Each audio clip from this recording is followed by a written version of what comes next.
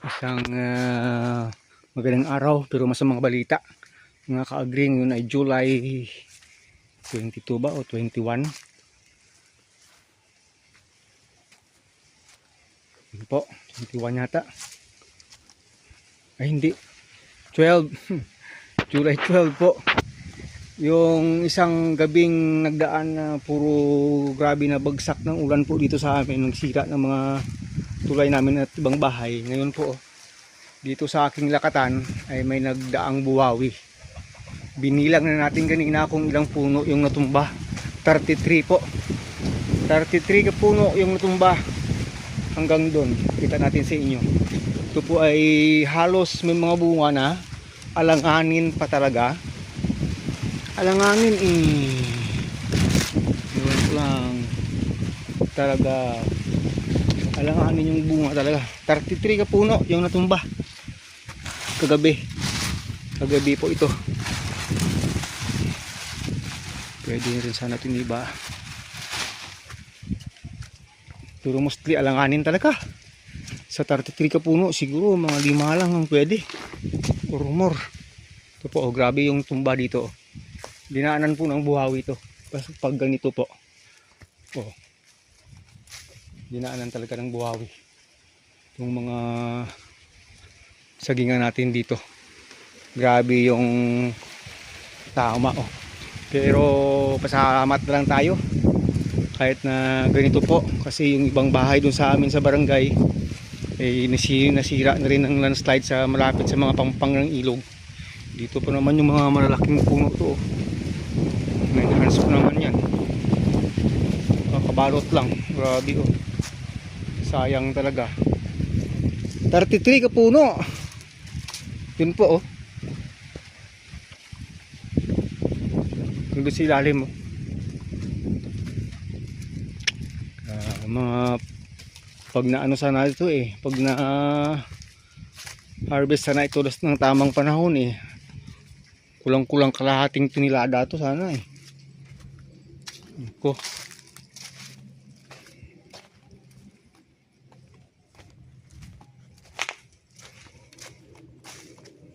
Yan po, yan yung masamang balita. At kumikirot yung ating puso. Hindi lang, pati yung daliri ko. Kasi kabago-bago lang nesting rin ako ng scorpion. Hanggang ngayon kumikirot pa talaga itong daliri ko. Pakita natin sa inyo yung daliri ko na sinausaw ko na lang sa wood vinegar. Ito po yun, oh. Nananam po yan. Kumikirot pa yan hanggang ngayon. Grabe po yung kirot. Talagang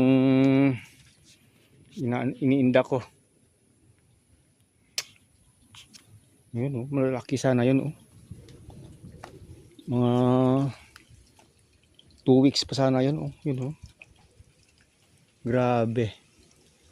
Talaga, hindi natin inaasahan yung mga ganyan mga ka-agri. So wala tayong magagawa kasi nga dinaanan ng buhawi pag ganito po.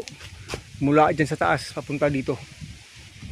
Kaya halos yung mga may mga bunga na mabibigat. Pero ito hindi na tumba, oh. Ito iba, walang bunga puso pa lang tingnan mo yung puso niya, sobrang laki ng puso, oh. Siguro mga 9 hands rin yan kung lumabas.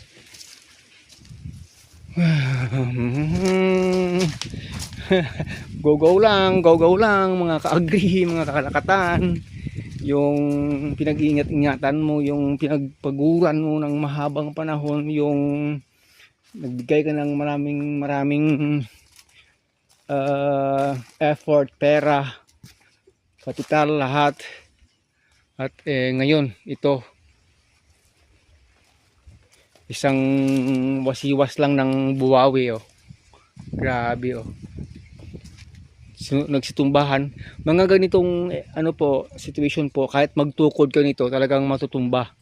Kasi pag may tukod dito hindi matutumba yung puno sa ilalim, pero yung sanga sa taas malapit sa bunga putol rin yan, kaya niyang putulin. Pero syempre kung may tukod hindi naman siguro ganito ka-devastating yung tama. Maaaring yung iba ay na-save. Pero pag talagang naano ka, natamaan ka ng malakas na hangin, dahil nga ito may bunga na mabigat na yung dahon dahil sa isang gabing ulan, at lumambot na yung puno, talagang pwedeng mangyari talaga ganito. So kung sasabihin mong talagang okay ka lang, galing ka, wala talaga. Pag natural disaster na yung tama sa atin mga ka-agri, ang sakit na sa puso, ang sakit na sa katawan, sakit pa yung daliri ko sa sting ng scorpion hanggang ngayon, grabe sakit. Wood vinegar pa lang yung nilagay natin. Sana ito yung iba ay pwede pero hindi natin talaga alam. Ito siguro pwede ito. Tabunan natin kasi ng manok yan. Atakihin ng manok pag hindi natabunan. Mga manok dito kasi siba sa bunga ng saging. Ayan. Aray, sakit na talaga ng daliri. So nagbablog lang tayo pero hindi talaga maganda yung pakiramdam. Physically, emotionally, masakit sa puso. At saka yun na nga.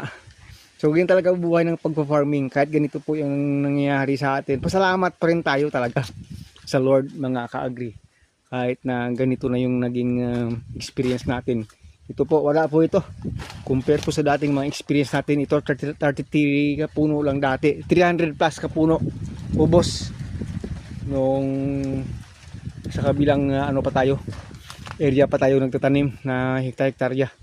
So ito, baliwala ito. Talagang dadaan lang yan. So prayer natin, sana po yung mga natira dyan sa ilalim na magbubunga pa at na mga nagbubunga na, sana po ay hindi na po sila mapinsala talaga. Kung mapinsala man, given na rin yun. At tayo magagawa. Ito masyadong malaki ito. Ito yung 9 hands kahaba ng bunga, tapos ito wala, talagang wala kang magagawa. Ito buhal hindi lang naputol na buhal sa puno talaga. So itong area talaga pag ganito po na hindi po lahat tinamaan, may dumaang buwawi ito. Pag ganito buwawi po yung tumama, kasi dito sa ilalim doon wala naman. Pero kung bagyo, hindi lang yan tatamaan. Pag bagyo po kasi hanggang doon sa ilalim ubos yan. Pag ganito na partly talagang masasabi natin dinaanan talaga ng buwawi, mga ka-agri. So yon. At saka nag-umpisa ng dumalo yung tubig sa kanal kasi nga buong gabi yung ulan kagabi, buong gabi sira yung dalawang tulay namin, pati yung kabilang barangay na tulay sira. So ibang barangay siguro may sira din. Ang daming landslide po, kahit ang mga pinuntahan natin kanina sa ministry area natin sa bundok, daming landslide nating dinaanan sa mga daan. Yung iba unpassable pa talaga hanggang ngayon. So maghihintay na lang tayo ng magiging respond ng ating government. So yun po, ngayong araw po pinakita natin sa inyo ano ba yung naging epekto nangyari. Grabe talagang magkukumpay pa tayo para sa ating mga kambing doon. Hindi sila nakalabas buong araw na rin dahil sa buong gabing ulan, at hanggang kanina puro ulan. Buti na lang ngayon medyo tumila na yung ulan. Ayan, kumukulimlim na naman. Yun po, medyo nangangala yung kamay ko dahil sa sobrang sakit ng sting ng nananam na talaga. Grabe ka sakit, hanggang ngayon hindi natatapos yung kanyang sakit. Iniinda talaga natin. So maraming salamat po, hanggang dito na lang po muna. Agritechnics TV po, magkukumpay pa tayo ng ating kambing. Maghahanap pa tayo ng napier grass ba, o siguro na lang yung dahon yan bawasan na lang natin, at saka ikukumpay na lang muna sa kambing ngayong araw. So hanggang dito na lang, maraming salamat po, hanggang sa muli. Mabuhay ka magsasakang Pilipino. Kahit ganito yung situation, kahit ganito, go pa rin ka-agri. Bye!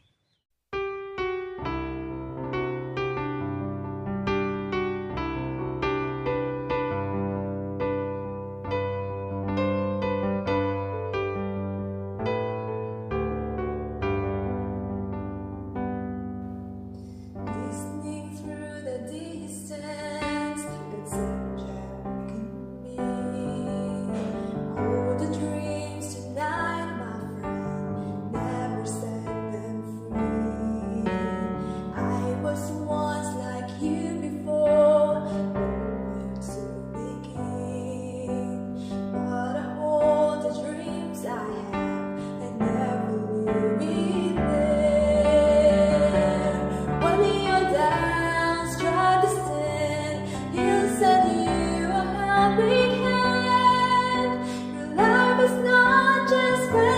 fantasy, all the dreams and be apart. Don't give up, never stop. He will help you reach the star.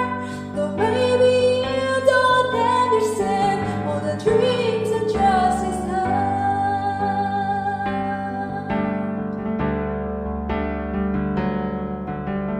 Dark storm on horizon, approaching over you. But never be afraid, my friend. Somebody loves you so. I'll be there, just call my name. I will never fail. Hold on tight, just say a prayer. I'll never leave you there. When you're down, strive to stand. He'll send you a helping hand. Your life is not just fantasy. All the dreams and be apart. Don't give up, never stop.